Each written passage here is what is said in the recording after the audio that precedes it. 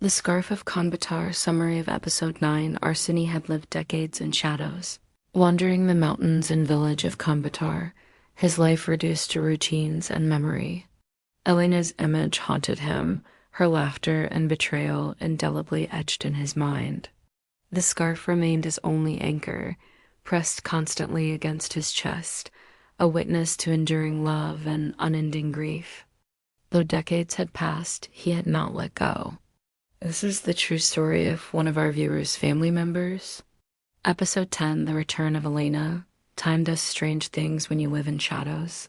One moment is decades old, the next moment feels like yesterday.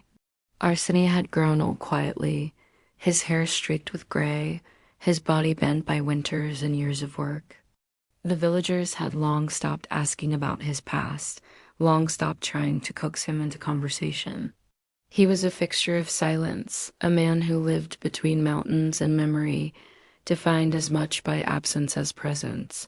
And then she came back. It was early morning when he noticed her in the village square.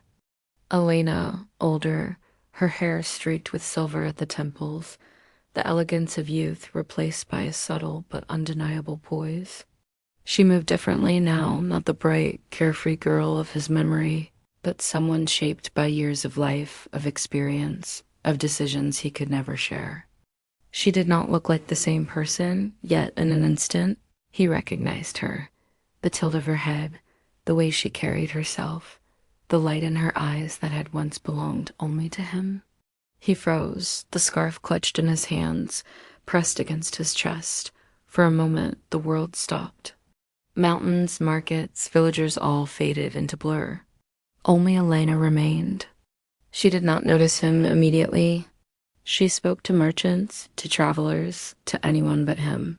Her words were measured, her smile polite, distant. When she finally turned, her gaze fell on him, and something like recognition passed over her face, but it was fleeting. She looked away, perhaps deciding he no longer belonged to the world she had returned to. Arseny wanted to call her name, to run to her, to collapse at her feet, and demand the truth he had carried for decades. But the words lodged in his throat. Years of solitude had built walls around him, walls he could not dismantle in a single moment. Instead, he watched, heart hammering, the scarf pressed to his face as if it could give him courage he did not possess. She walked past him then, and he felt a hollow ache settle deeper than before. He noticed the subtle lines of age, the weariness in her steps, and realized she had lived her life too separately, apart from him. She was no longer the girl who had laughed with another man, nor the one who had stolen his heart.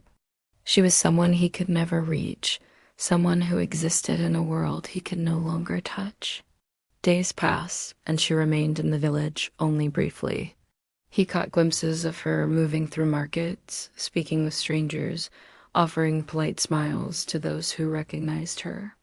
But she did not approach him, did not acknowledge him. The scarf, once a talisman, now seemed almost heavier in his hands, burdened by the presence of the woman who had shaped his entire life, yet would not share space with him in this one. He imagined what he would say if she came close. "I have waited decades for you. I have carried your memory in every step, in every breath, in every winter." But he could not say it. Words felt useless against the enormity of years, against the weight of his solitude, against the reality that life had moved forward while he had remained in shadows. At night, he pressed the scarf against his face and whispered her name, as he had for years. He did not speak of bitterness or anger. He only spoke of memory, of love, of the impossibility of reconciliation. She had returned, yes, but she had returned to a world he no longer inhabited. And he realized with both clarity and pain that some reunions do not heal. They only deepen the ache of what could never be. He wandered the mountains, the scarf clutched in his hands, imagining her voice, her touch, her presence.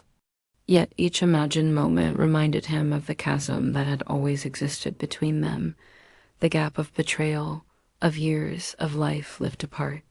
He could feel the ache in his chest as if it were a living thing, pressing down, refusing relief.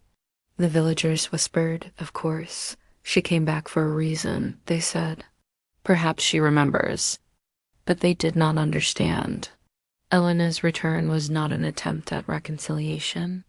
It was merely a crossing of paths, brief and fleeting, a reminder that the past does not vanish with time. Only memory endures, and Arseny understood this truth deeply. Love, once betrayed, does not return even when the person does. All that remains is the imprint, the weight of memory, the imprint of laughter and touch, the haunting of what might have been. He pressed the scarf to his chest that night, to the place where his heart still remembered, and whispered, "You are here, yet you are not. And I'm still waiting, even though I know waiting is all I can do." No reconciliation came. No apology, no explanation, no warmth. Only the distant memory of her presence and the tangible weight of the scarf, which had never failed him. It was a companion now, a bearer of history, grief, and enduring love. And in that moment, Arseny understood something else. Time had made him older, wiser, more alone, but it had not changed the depth of his devotion. He had carried her memory, the betrayal, and the scarf through decades. He would carry it still, even knowing that life offered no closure, no reunion that could mend what had been broken. And you, listener, must hold this memory too. For what you witness now is not the sweet return of love. It is the reality of life's impossibilities, the weight of years, and the haunting presence of someone who shaped a life forever without ever returning it fully. Please wait for the next episode. This journey has only begun.